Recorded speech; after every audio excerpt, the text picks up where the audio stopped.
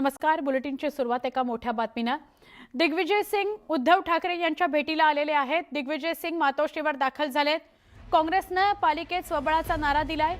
राज ठाकरेंना मवियात घेण्यास काँग्रेसचा विरोध आहे। या पार्श्वभूमीवर दिग्विजय सिंग उद्धव ठाकरेंच्या भेटीला येणं ही महत्त्वाची बाब आहे। दिग्विजय सिंग मातोश्रीवर भेटायला आलेले आहेत उद्धव ठाकरेंना। काँग्रेसचे जुने जाणते नेते अनेक मंत्रिपद त्यांनी भूषवलेली आहेत। असे दिग्विजय सिंग उद्धव ठाकरेंच्या भेटीला आलेत मातोश्रीवर। आमच्या प्रतिनिधी सुस्मिता भदाणे पाटील यांच्याशी आपण बोलूया। सुस्मिता, काय औचित्य दिग्विजय सिंग मातोश्रीवर उद्धव ठाकरेंना भेटायला येण्याचं? आपण बघतोय की खरं तर एका खासगी दौऱ्यासाठी, खासगी कार्यक्रमाला उपस्थित राहण्यासाठी दिग्विजय सिंग हे मुंबईत आलेले होते। परंतु या दरम्यान त्यांनी स्वतः मातोश्रीवरती येण्याचा निर्णय घेतला।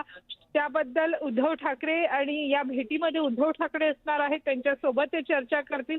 गेल्या काही दिवसांमध्ये काँग्रेसच्या हायकमांडशी आपण संपर्कात असल्याचं उद्धव ठाकरे यांच्या पक्षाकडनं सांगण्यात येत होतं आणि तशाच पद्धतीनं आता आपण बघतोय की हालचालींना वेग आलेला पाहायला मिळतोय। खरं तर ही सदिच्छा भेट जरी म्हटलं तरी राजकीय विषयांवरती चर्चा होणं अपेक्षित आहे।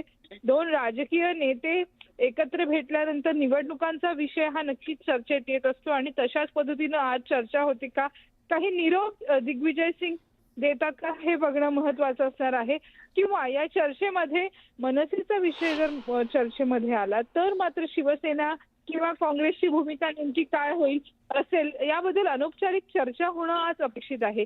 या भेटीमध्ये महत्त्वाचा मुद्दा म्हणजे आगामी स्थानिक स्वराज्य संस्थांच्या निवडणुका, मुंबई महानगरपालिकेतील मोठं आव्हान आहे आणि भाजपला दूर ठेवण्यासाठी काँग्रेस सुद्धा एक पाऊल पुढे येणार का, हा विषय महत्त्वाचा आहे। कारण यापूर्वी रमेश चेन्नीथला जे महाराष्ट्राचे प्रभारी आहेत त्यांनी थेट स्वबळाचा नारा हा दिलेला होता।